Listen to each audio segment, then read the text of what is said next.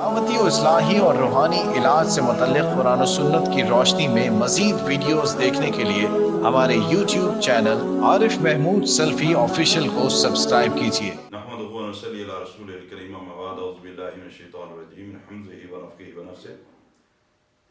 یہ بھی کسی خاتون کا سوال ہے کہ نفاس کی حد، آخری حد جو ہے وہ کتنے دن ہے اور نماز کب شروع ہونی چاہیے؟ دیکھیں، نفاس کی حالت وہ حالت ہوتی ہے جو بچے کی ولادت کے بعد کے ایام ہوتے ہیں۔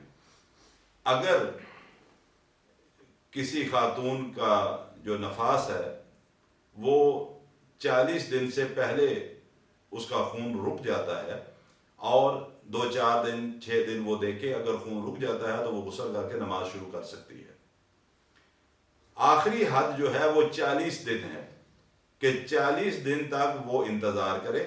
اگر تو خون بند ہو جاتا ہے تو وہ غسل کرنے کے بعد نماز شروع کرے، لیکن اگر 40 دن کے بعد بھی خون جاری رہتا ہے تو وہ بہرحال 40 دنوں کے بعد غسل کرنے کے بعد نماز کو شروع کر سکتی ہے۔ جو آخری حد بتائی گئی ہے وہ 40 دن ہے، اس کے بعد بہرحال وہ نماز شروع کرے۔